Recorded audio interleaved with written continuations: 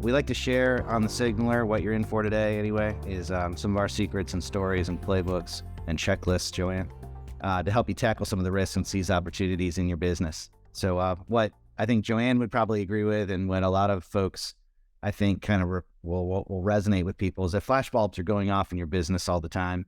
And customers are flooding you with signals, really, about their experiences with your products and your services and your processes. And the Signaler provides a concrete tactic. So what we're going to do today is sort of dissect some of the things that happen in your business all the time, specifically today when your customers ask how to, or how do I do this? And we're going to meet these situations head on. Joanne's with us today. She'll introduce herself in just a minute, and she'll share some of her first world stories and some of the impact that she's seen the how-to signal create. So stick around, and we'll hop into it here in our live venue. What is a signal? So real quick, we talk about a signal being a gesture, action, or transmission delivered intentionally or unintentionally by a customer. And these signals convey information, instructions, and certainly insights. Little plug for Sturdy. What we do, by the way, is we distill from all of your unstructured data, your chats, your tickets, your emails. There's 26 of these signals in our product, and we distill these signals from every interaction with your customers. Our expert today, enough of me talking in the intro. Our expert today is Joanne Degnan. Joanne, I'm going to let you introduce yourself. You're going to do a better job than I will. So welcome, by the way, and thank you for joining. Excellent. Thank you so much, Joel. And I would say happy tax day, or just it's tax day. I'm not sure. April 18th. But thanks so much for having me. I was with Ultimate Software, which became UKG in 2020 for 18 years, helping the company grow from 100 billion to 1.5 billion in revenue. I am now an independent consultant helping companies refine and grow their customer success practice. So really happy to be here today. You started to say that you have a dog, or you have a couple of dogs. We always like to break the ice with something sort of unscripted and out there, if you will. What kind of, and you mentioned, by the way, while we were starting, again, not to put you on the spot, but you mentioned that these dogs might be wearing t-shirts or something. What's the story? Yeah, my 10-year-old puppy decided that he would just start eating the plush toys, and created a blockage in his intestines, so had to have emergency surgery a week ago. And he was just not having the cone, literally did not hurt when he was in the house. So the surgeon suggested that he wear t-shirts. So now we have a fashion show every day with some fun t-shirt designs for him. Wow. What's this dog's name? This is Rock. Yeah, he's Mastiff mix. He's a rescue dog. He's about 110 pounds. It's a big boy.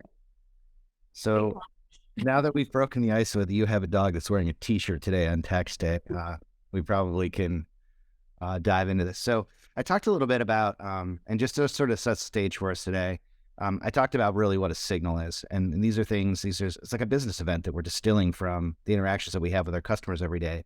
But specifically what we wanted to talk about today, and one of the, Joanne's familiar with a variety of dozens of our signals at Sturdy, but she chose the how-to signal. And what resonated with Joanne and both this is one of my favorites, by the way, is this is a signal that detects when a customer is unsure how to use a feature or how to achieve a desired outcome with your product or service. So literally they're asking, how do I do this? Or explain to me, how does this work? And it's a type of confusion. So it's more specific than sentiment. So by listening for this type of interaction, at scale, we get to better understand, like, where could we build better self-serve content? Where can we onboard our customers and lean into a specific process because we know that it's an issue? And even more systemically, what are the small UI or UX issues that have become trends that we can take back to our partners on the engineering team? So that's why we're sort of dissecting this signal today and the time that we have today. And Joanne, I'm going to talk to you a little bit. We talked a lot about the how-to signal when you and I have had sort of just touch bases and that sort of thing. But what does it mean to you? I mean, tell me in your words, like, how do you describe it, and what's the impact? Yeah, I love this signal. I think, we get caught in the trap of, well, that's why we have support to help with how-to questions. But that's not really the answer. I love this signal because not only does it mine customer chats, customer cases, phone calls, but it mines emails. And I think, Joel, you published a stat about for every case, there are how many emails that go back and forth that no one is really monitoring. If it's unbiased, and you don't have to rely on someone who's working a chat or a case. Again, forget about the emails, which is just dark data. It's unbiased. You don't have to wait for them to disposition it as a how-to. You don't have to rely on some crazy, complicated taxonomy to be able to discover all of these opportunities to improve the customer experience. Yeah. And talk about how companies are using them a bit more. Um, the way that we talk about them is, these are allowing us to be more proactive. So yeah, the how-to, if you think about it, you're on the receiving end of a how-to signal and you have to react to it because you have to respond to the customer because the customer is confused. I mean, literally, they don't know how to do something. But over time, it also allows us to engage with people and meet them where they're at, to have a real conversation about how to better serve themselves. And I think these are also good, for one of the things that strikes me, Joanne, is when we have customers or even sturdy customers and they're asking these questions, it's a good opportunity for us to engage with them. Maybe we find out there's another stakeholder that we could create just by having a conversation. For those for the clients that never talk to you, it's always like, do you really want to kick the hornet's nest and send them a bunch of emails and find out how they are, right? But if somebody comes inbound on you and says, how do I do this? It's kind of like signal through the noise, right? Or the no noise, where you're like, oh my gosh, they're reaching out. This is a good opportunity to find out, to see if we could kind of extend those conversations, because it's kind of what you do with a relationship when someone needs you. So for that reason, I think these things are really powerful. They're not just reactionary. And by the way, I don't always want to stifle them, but some people, by the way, I'll give you kind of the cue card here, Joanne, we talked about this, but some people, I think sometimes are like, well, yeah, it's just a support ticket. And you alluded to this. They're like, why do I care? Why did you pick the signal? What resonates with you deeply here? Why do we care? Who cares? Yeah, and it says it right there. It's extreme, but if someone has to stop in your solution and ask how to, and try to research that, and hopefully open a chat or a case or try to search content, but basically you're wasting their time. If you're like me and you're stuck trying to figure something out, you go to Google, you go to YouTube, and then you go down a rabbit hole because YouTube has this great algorithm that serves you up the content that you enjoy. And at the end of the day, you're like, okay, how much time did I just waste trying to figure this out? And I have a great example of a how-to question that was very prevalent in my experience. And it was customers were actually not able to update history records, for obvious reasons and the data integrity and all of that. But it was a top how-to question. And once we really isolated that and put a dollar amount to the amount of times we're having to interact with customers to do this on their behalf, it got attention and there was a fix deployed. So fast forward a couple of months, it's still showing up as one of the top how-to questions. Well, how could that be? It was corrected. Well, you dug in and it was not intuitive, and customers still didn't have, they weren't able to do it on their own without assistance. And it was limited to only the latest history record. So it just goes to show that, looking deeper at the customer experience of a how-to can really impact the bottom line.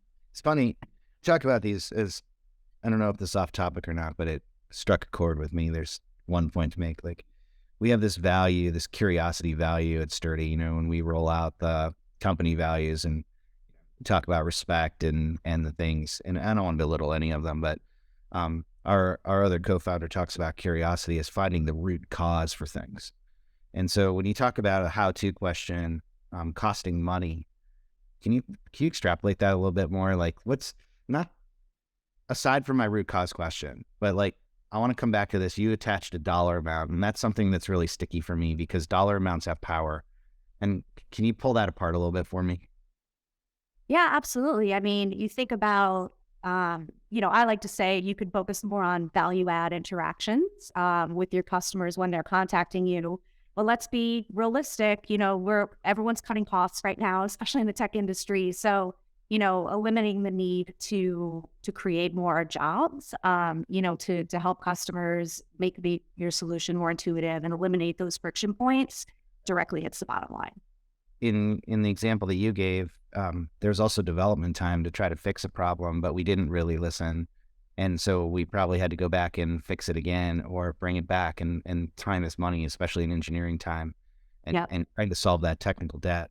One of the other things, and you and I sort of prep for this call, and it might be a little bit off out of our original script, but let me, or at least what we talked through, what might look, this meeting may look like, this LinkedIn Live may look like. In the how to, like, when we get these, do you think, in your experience, by the way, is this more, do they come in more through support? Do these things come in equally into like a customer success or an enterprise relationship management queue where somebody's like, I don't want to go create a ticket. I don't want to do a chat. I want to go right to this person that probably I think knows the product really well. Like, where do these things come from in your world? Yeah, that's a great question. And I would answer with all of the above. I think that, again, if you have to stop and create a case or a chat, it's a friction point. But you will see via emails again, and that's data that no one captures and reports on. That's why I love this signal through sturdy. So it's really all of the above. And the truth is, you don't really know unless you are mining all of this data that typically was just lost and not paid attention to, specifically in emails. Yeah, we were talking about stats earlier. The stat that I think you were referring to, well, there's a couple of them that are pretty relevant here. And the reason I asked you this question, in your own experience, sounds like, it's an onslaught of these things. It just depends who the customer, the easiest path to somebody to give them an answer that's not Googling it, right? Right. The stat that is interesting is about 65% of business to consumer or consumer to business communications directionally is done over email these days. I think some of this, like, no one wants to talk about COVID anymore, and neither do I, frankly. Some of it is like, I think there's some fatigue of just hopping on a call or hopping on a Zoom. And I think there's some fatigue, some general malaise around ticketing or just sending an email to a blind, support@sturdy.com, right? Like, you want a human to answer your question. And so these things are coming in faster and more furious. So 65% over email. Within the emails that are sent from customers to business, by the way, about 25% of those emails have some signal. I mentioned these flashbulbs. How to is a prevalent signal. And it's often, by the way, correlated with sentiment around unhappiness and confusion. So this isn't like, hey, I'm happy it's tax day. How do I do this? How do I pay my Oregon state taxes on the revenue.gov site? They're coming in. And by the way, I'm being sarcastic because I don't like to do that either. But I would say that generally there's some grumpitude when people are coming inbound asking how to, because they are in a hurry and they are confused. Yeah, they're frustrated. Yeah, general grumpitude's technical, the sentiment technical. Yeah. Yeah. Everybody's clearly I'm making things up on me. That's unhappy would be the general grumpitude. So let's talk about addressing these signals. We're kind of I don't play golf anymore because I have kids, but I feel like we're at the ninth hole. We're going to round the first nine. We're 15 minutes in. Let's talk about addressing some of these things. Yeah. So, not everything is going to be a product solution. And even if it is, the tail on a product fix could be 6 months, 9 months, a year, depending upon how complex your solution is. So you really do have to be creative. I love the idea of putting the answers to the top how-tos very succinctly in the community, keeping them updated so customers have quick access to it, making sure that they understand that that's a channel for them to go to. If you have to require or add content, make sure that it's quick and to the point. I've seen examples where we say, oh yeah, it's right on the page and it's a link to a 2-hour training class. That's certainly not realistic. And we all know that no one's going to engage in that way. If it's something seasonal, we saw it in HCM, legislative changes and how customers, you mentioned COVID, sorry, and you didn't want to talk about it, but the PPP, the hero protection. So, do a webinar, invite customers, do live Q&A, just tackle it that way, Yeah. eliminate that friction for them. And, it's important to be inclusive through the process. So, not only the customer success, certainly the support teams, but the product teams, knowledge teams, user experience teams, this is, like I said, not just a support issue. It impacts the bottom line. So how creative can you get with the solution? Before I started Sturdy a couple years ago, I actually worked in your world. So I started this company called Newton, and it was an applicant tracking software company. And we ended up selling it to the fourth largest payroll provider in the U.S., a company called Paycor. But at Newton, we had about 33, at the height before we sold the company, we had about 3,300 customers. And we didn't have Sturdy, but we knew we were, by the way, the genesis for Sturdy came at Newton when, I think some of the employees, if there's ever anybody you asked about us, we did some micromanaging around like feature requests and bug reports and how-to signals, because we wanted to really find out where we could lean in and do not only just the baseline ticket deflection, but we also understood that when customers were frustrated, they were more prone. We did some not terribly scientific regression analysis to understand the more how-to questions they asked, the more likely they were to cancel within the next 12 months. And by the way, oftentimes it would be like there was a new sheriff in town. So in the HR world or HR tech world, it was like a new VP of HR, a new VP of talent acquisition, and that person had taken over and we didn't even know it. There had been an executive change, which is another signal. We would gather this information manually, which by the way is hard. And because it's coming in from all these different channels that we talked about, but we did three things. The first thing, and maybe this is a practical takeaway for the audience, and they worked really, really well. The first thing we did is Jonathan Chenard, who's our chief customer officer here at Sturdy, was also at Newton, and his team would host expert sessions. And they were a quick hit. They were like 20 minutes on a topic. In our world, it was like how to post a job to multiple job boards. 20 minutes tutorial, and his team took I feel like they were they were in a revolving door, because they would pick a topic that we would identify and they would do these 20-minute extra sessions. We did one a week and we had great attendees and people would come and we tried to make them fun and entertaining. They were 20 minutes, they were quick hit. How do I do this? The next thing we would do is we'd create small snippet of videos. And when someone asked a how-to question, you had to be able to answer the question in a minute or less.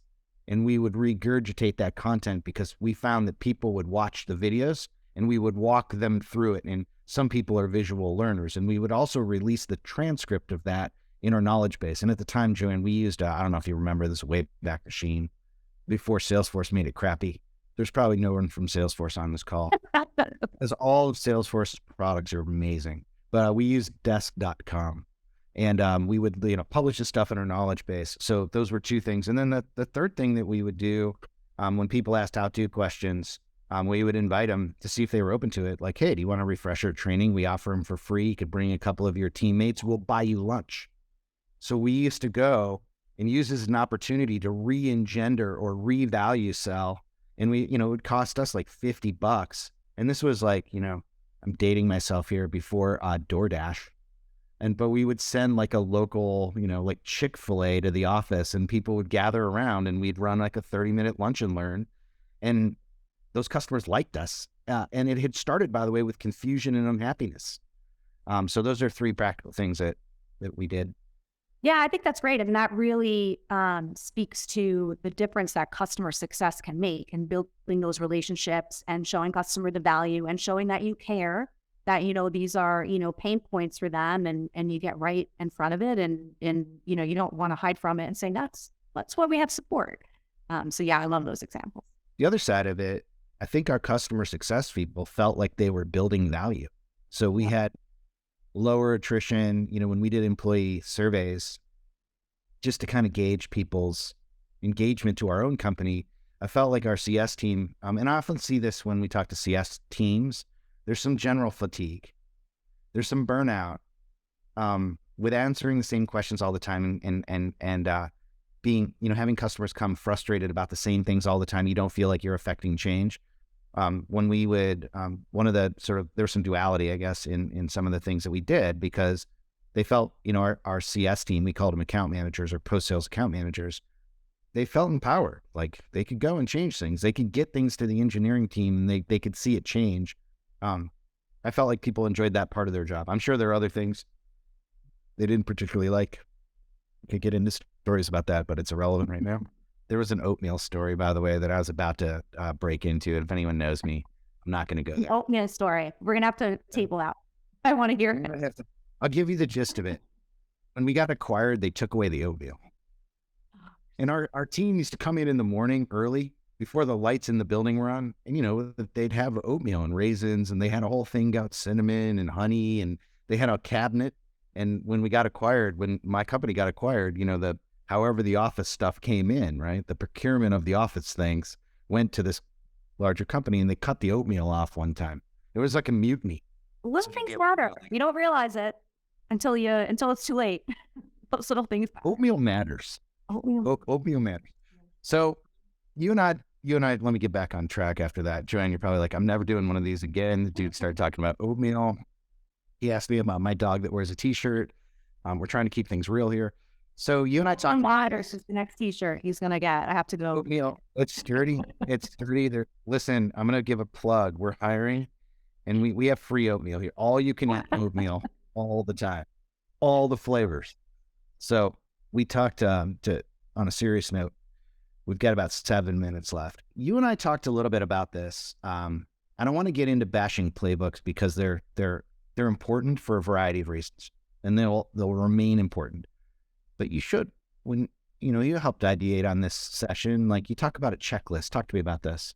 Yeah, it's quick and easy. Anyone can follow it. If you have to go to a 52-page playbook to figure out, how to answer this, solve this business problem, yeah, it's not realistic. And it just creates an abundance of wasted time, in my opinion. I think we both agree that, it needs to be simple to the point. Yeah. So, what a great opportunity on these how-tos, like we just talked about it, for the CS team to champion that. You get your list of your top how-tos, and when you put a dollar amount on how much this is costing the company, not just the support team, that really gets attention. And obviously you want to create visibility around that. Your CFO, your CEO, you're going to get their attention with saying, these friction points, this is what it's doing to, forget about frustration, but here's the true dollar amount. This is how much time everyone is spending on these how-tos. And again, when you pull in that email channel that really never gets any visibility, it's incredibly powerful. And it's, important to publish it, and it's important to assign owners. Like I said, bring everyone to the table. The owners don't have to be in customer success, but you want to make sure that you celebrate those wins, right? Make sure that people understand what their input and, is impacting the bottom line once you truly show how much impact this has on revenue. And what I'm hearing when you talk about, I view you,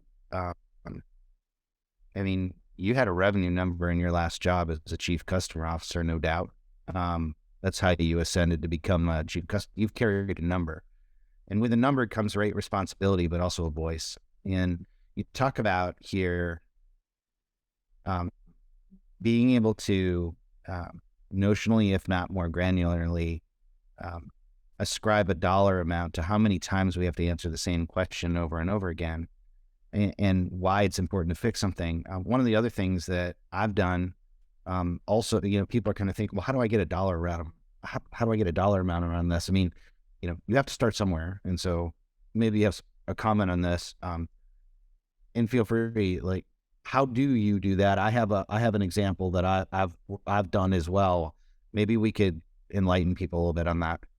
Yeah, I think keeping it simple is the best answer. I've had the, complete this 14 question matrix to understand the priority. That's ridiculous. What is your support budget? Eliminating, which I don't even know that you should, but eliminating leadership from that. And how many times does this come in? And you get the amount, right, per case of how-to questions that come in. So, don't overcomplicate it. Obviously be consistent with how you're tracking it, but don't make it complex and crazy. Yeah, we had and I'll give you my example. We had it's a customer example from Sturdy, also in the HR tech space, and I'll leave their name out of it, but they company probably about 20 million in ARR. They're in the scale up, right? So the playbooks of when they started when they were five, they had a great customer leader, this woman, Lauren.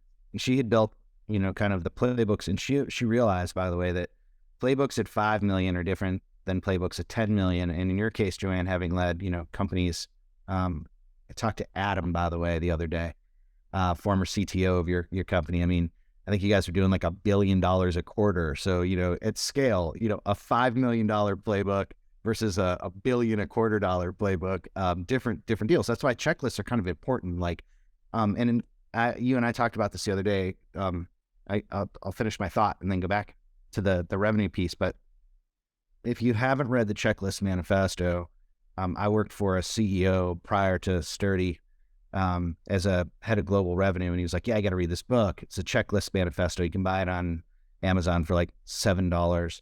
And it talks about like why we have so few plane accidents and why surgeries are generally pretty successful. Doctors and pilots and people operating, large machinery and helping humans survive, they're trained to develop succinct checklists if something happens, scenario driven. I think that's really interesting because a checklist can survive a playbook, especially if it's kind of on the how-to front. The other thing that I wanted to mention is if you're interested in another way to kind of calculate revenue is go take the ARR or MRR or whatever your North Star metric is against the client account that has the most how-tos. So if you can find a way, and you might need to do this manually, by the way, plug for Sturdy. If you don't want to do it manually, hit me up afterwards. But how to find the accounts that correlate their dollar amount value to them, and then if you really want to make a point, factor in your LTV, and you see that like if a customer, by the way, customers don't just decide to cancel because of a couple of how-tos. It's a death by 1,000 cuts. But another way to look at it is ascribe the account value to accounts with the most, and you start to see like, oh, we have a lot of money riding on the line. So. Yeah, in my experience, it's the users that are frustrated, and that trickles up to trickles up, is that a word? Trickles up to the decision makers. Oh my gosh, the users are frustrated. So now we need to have an executive conversation. So, keeping the users happy, there's a lot to that. I think trickle up's good. It bubbles up, it trickles up, but it touches somebody and they're like, there's some general groaning. And then when it comes time to renewal, maybe they don't churn or cancel, but they're going to put you through an RFI or do something because they, we're not that satisfied in the base, or our users are unhappy, and people have to listen to that. So yeah, that's really important. I think in closing, as we start to round the corner, just kind of give us your final thoughts before we head out. Yeah, I mean, I believe it's a revenue play. And, another shameless plug for Sturdy, but Sturdy really makes it simple because that email data, especially when you have, many, many customers, many touch points within your organization, not just support, not just customer success, there's a ton of information. It could be something that's not even based in your software. Like, how do I pay this invoice? I think you mentioned the tax day, and we're talking about that again, but you're creating friction for people. And so that impacts the bottom line. So it's an easy one, in my opinion, to really get in front of, and a great one for customer success operations, customer success teams to embrace and rally around and start to really make a difference. And to your point, it gets you involved with the product team. It gets people involved in the conversation. And if we can eliminate friction and increase productivity of our staff, it also boosts morale a little bit if people think that they can affect some change. And I keep coming back to that because a lot of us on the post-sale side of the room, it's nice to have wins every now and then, and we don't always get to ring the gong like the sales folks. So these are important wins, and increasingly more important wins given the economy. Yeah, and we talked about bringing others to the table. I should have said, team members, bring your frontline team members to the table to help brainstorm on solutions. Well, this has been fun. We recorded it. Usually you and I get to chit chat, and I get to spend a half an hour or so a month with Joanne and talk to Joanne to see what's going on. And Joanne, I know that you're consulting now. You've consulted with one of our clients. They dearly had a great experience.